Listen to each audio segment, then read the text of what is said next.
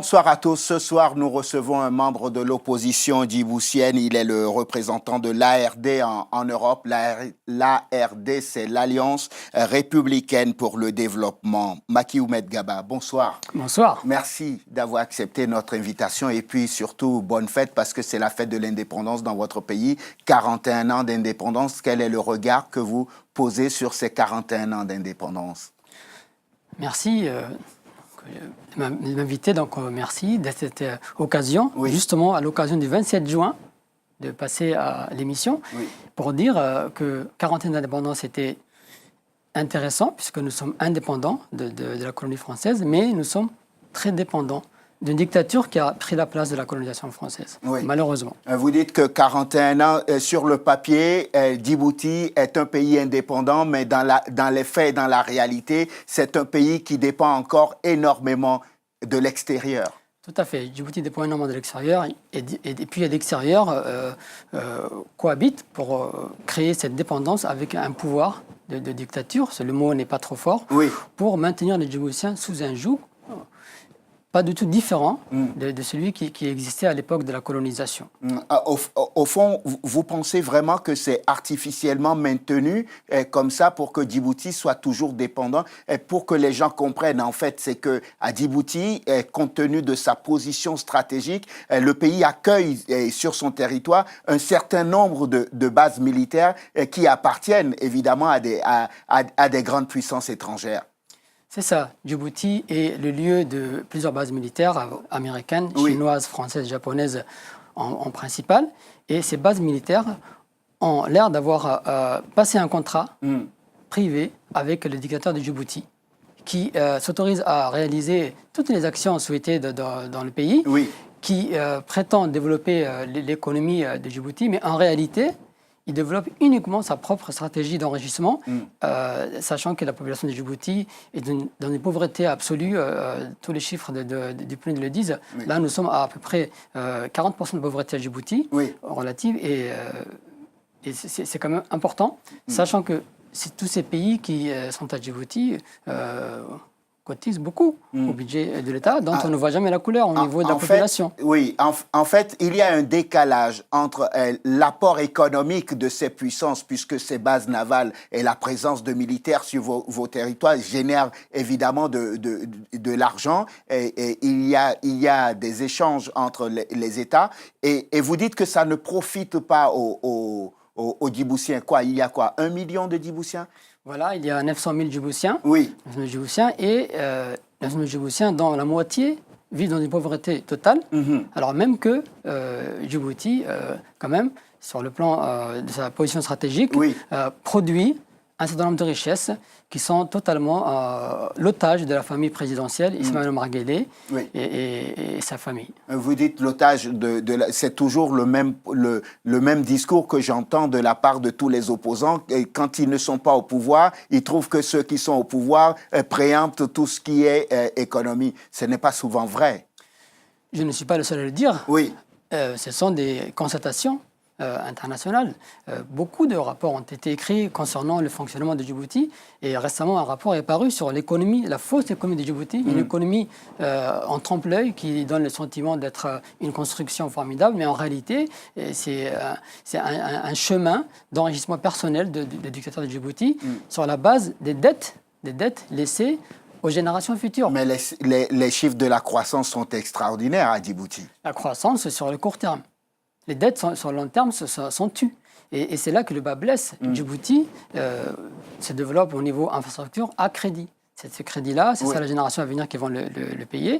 Et aujourd'hui, la croissance elle-même n'est pas une croissance de l'économie, c'est une croissance d'une certaine consommation. Aucune production à Djibouti n'est réalisée en dehors de l'import-export pour le port d'Éthiopie, et aussi les bases militaires qui surveillent la mer Rouge par rapport à la question régionale. Mais il n'y a pas eu de production économique, il n'y a pas eu d'infrastructure économique pour Djibouti, à part le chemin de fer qui a été reconstruit. Très bien. On évoquait les 41 ans d'indépendance. Quel est l'état aujourd'hui de la vie politique dans votre pays, en dehors du sort des populations dont vous parlez? Est-ce qu'il existe toujours une opposition à Djibouti aujourd'hui? nous parlions de la situation économique. Oui. La situation politique est comparable. Djibouti est un pays qui maintient un joug sur l'ensemble de la population, aussi bien la population civile que les militants ou les responsables de l'opposition. Militants, responsables de l'opposition de Djibouti ne peuvent pas agir, ne peuvent pas avoir les moyens d'agir ni sur le plan matériel, ni sur le plan juridique, puisque toute formation politique qui veut agir, qui veut condamner la situation, qui veut dire les vérités, se voit tout simplement retirer son statut légal et emmener à disparaître du paysage politique, à défaut d'être emprisonné. Oui, l'opposition djiboutienne n'arrive pas véritablement à s'organiser. Est-ce que c'est la faute de vos adversaires si vous-même, au sein de l'opposition, vous n'arrivez pas à vous organiser? Nous avons réussi à nous organiser plusieurs fois. Oh, une seule fois? Au moins 3 fois. Oui. Je peux le rappeler rapidement. Allez-y. En 1992, l'ODU, organisation djiboutienne de l'opposition, avait réussi à créer un mouvement qui avait accompagné la première constitution de Djibouti. Djibouti n'avait pas de constitution. C'est l'ODU qui a mis la pression avec le FRUD qui était membre, le FRUD étant un front armé à l'époque. C'est ensemble qu'ils ont réussi à pousser à ce que la première fois dans l'histoire de Djibouti, une constitution existe. Ça a été un travail de l'opposition. Ensuite, plus tard, avec l'UAD, Union pour l'alternance démocratique, en 1993. Qui a vite volé en éclat ensuite. C'était en 1993, donc elle avait gagné les élections législatives. Tous les documents sont disponibles, mais pareil, elle n'a pas pu siéger puisque le système électoral ne le permettait pas. Et dernièrement, là vous avez davantage suivi tous, en 2013, c'était cette fois l'USN qui avait réussi à regrouper 8 formations politiques de l'opposition de Djibouti, ainsi que des personnalités de la société civile, avait réussi à pareillement encore remporter les élections législatives.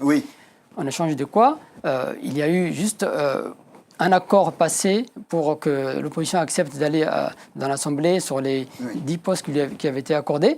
Mais ensuite, au niveau de l'accord qui était passé, rien n'a été appliqué. Vous parlez de l'accord cadre. L'accord cadre qui a été signé en décembre 2014, il n'a pas été appliqué. C'est pourquoi... Il n'a pas été appliqué en partie, vous voulez dire? Il n'a pas été appliqué totalement, puisqu'il était question sur les points principaux de l'accord que la CENI, Commission électorale nationale indépendante, soit mise en place. Ce n'est toujours pas le cas. C'est pourquoi nous avons boycotté les élections de février 2018. Était prévu un statut de l'opposition qui lui permet de fonctionner. Vous voyez, le gouvernement reconnaît que l'opposition ne peut pas fonctionner puisqu'il signe un accord où il propose que l'opposition puisse fonctionner. Elle ne pouvait pas fonctionner, donc cet accord n'a pas été appliqué. Et ensuite, il était question que l'opposition, elle, intègre l'Assemblée. Ça, c'est l'opposition a respecté sa part de l'accord. Mais c'est le pouvoir qui n'a pas... C'est ça, il n'y a que la partie qui incombait à l'opposition qui a été respectée dans l'accord. Et ce que vous ne dites quand même pas à nos téléspectateurs, parce qu'il faut qu'ils comprennent aussi, ce dernier regroupement de la plateforme de l'opposition, l'USN, dont vous parlez, effectivement, je vous donne crédit, a réussi à s'entendre pour aller aux législatives.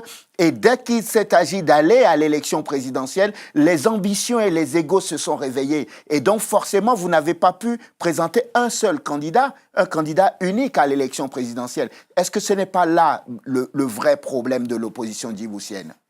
Donc, vous avez raison d'observer cela de loin.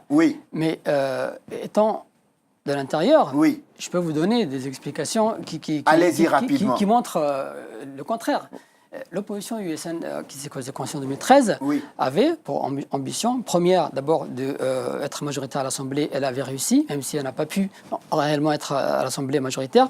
Ensuite, elle avait pour ambition de travailler jusqu'en 2016 pour gagner les élections présidentielles. Il s'est passé quoi? Il s'est passé qu'entre 2013 et 2016, la répression du gouvernement, encore une fois, sur les opposants, partis politiques ou individus, plus les personnalités de l'opposition qui avaient été approchées, certains par le gouvernement, a amené des discordances qui aujourd'hui, on voit les résultats.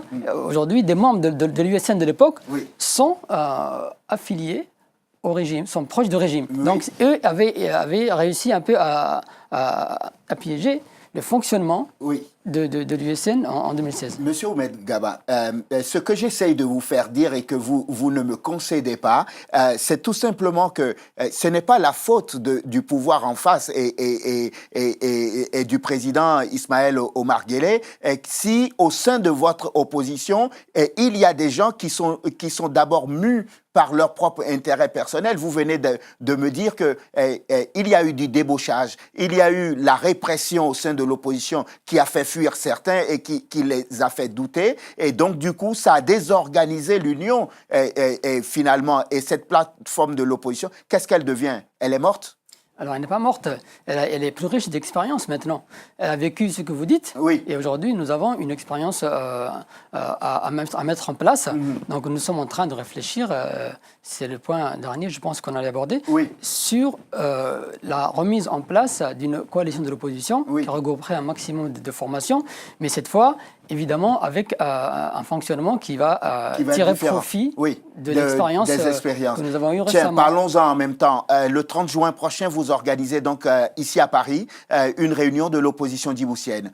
J'ai envie de vous dire une réunion de plus. Vous comprenez la lassitude des Djiboutiens qui se disent que peut-être que l'alternance pourrait venir de la part de l'opposition, qui ne voit jamais rien venir. Et quand il y a les élections, il y a soit un choix, le boycott, ou un deuxième choix, c'est la division au sein de l'opposition. Vous comprenez la lassitude des Djiboutiens?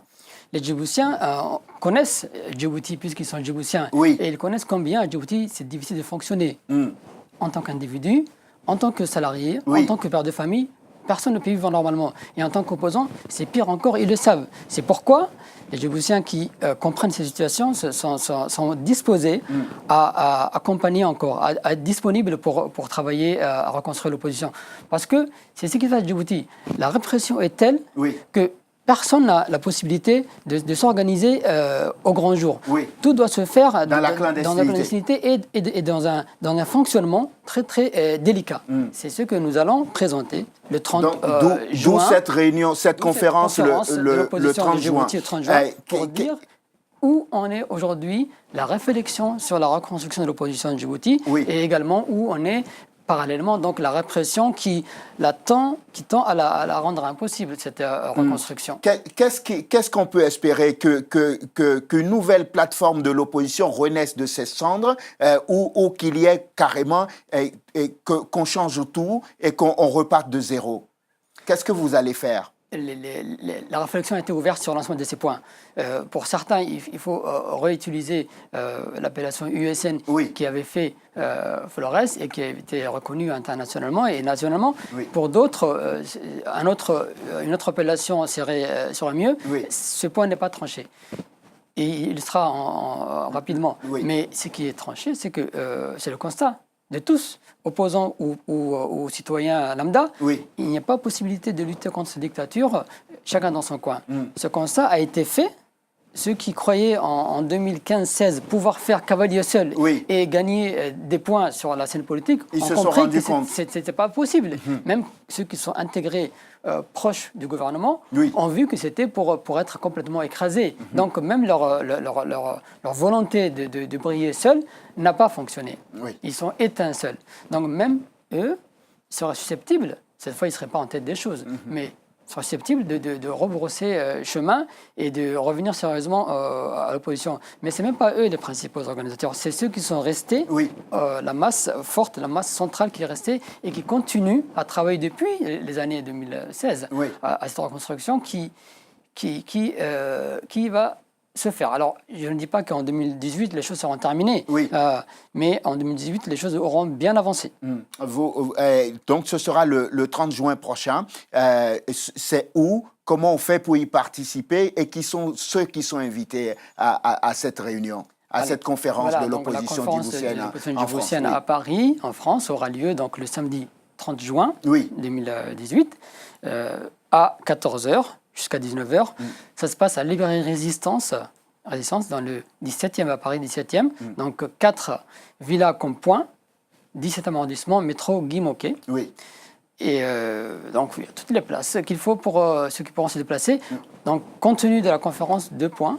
Premier point, seront présents des personnalités de l'opposition de Djibouti, notamment Ismaël Assoué, ancien député USN, notamment aussi les représentants de l'opposition de partis comme le RAD ou comme l'UDJ. Oui. Nous attendons ces personnalités. Nous avons aussi des personnalités de l'opposition civile, c'est-à-dire le mouvement des jeunes de l'opposition, oui. qui auront un représentant, et puis moi-même qui vais représenter l'ARD. Oui. Donc les personnalités présentes seront là. Ensuite, également, nous avons un journaliste, Régis Marazin, qui connaît bien la situation des élections à Djibouti. Et nous avons aussi Jean Louchal, qui est un responsable d'une organisation des droits de l'homme à Djibouti, à RDHD. Oui. Donc lui aussi sera présent pour dire l'aspect droits de l'homme à Djibouti. Ça, c'est la partie interne. Ensuite, deuxième partie de la conférence, nous allons avoir par téléphone, par Messenger, les personnalités de l'opposition de Djibouti qui sont à Djibouti pour nous dire... pour vous faire une monographie de ce qui se passe sur place, parce qu'eux, ils sont sur le terrain et vivent la... Et aussi où on est la reconstruction du point de vue de chacun. Très bien. Qu'est-ce qu'on peut vous souhaiter en 3 phrases pour qu'on conclue cet entretien à l'opposition djiboutienne, à votre pays, parce que quand même c'est la fête aujourd'hui, 41 ans d'indépendance, ce n'est pas rien. Il faut nous souhaiter de réussir ce que nous avons mérité. Oui. Nous avons mérité de reprendre les choses, puisque tous ensemble nous pouvons réussir, mais seul dans son coin, chacun, personne ne peut réussir. Il faut nous souhaiter que nous réussissions le projet sérieux que nous sommes en train de mettre en place et qui a pris le temps qu'il faut pour être réussi. Macky Oumed Gaba, merci infiniment. Merci d'être venu dans l'entretien du jour. Je rappelle que vous êtes donc membre de l'opposition djiboutienne, représentant de l'ARD en Europe. L'ARD, c'est l'Alliance républicaine pour le développement. Merci infiniment d'être venu nous voir et nous parler donc de cette conférence de l'opposition djiboutienne qui se tient le 30 juin prochain ici à Paris. Merci à vous de nous avoir suivis. Je vous souhaite de passer une excellente suite de programmes. Évidemment, sur Télé Sud, on se retrouve demain pour un nouveau numéro de l'entretien du jour. D'ici là, portez-vous bien. À demain.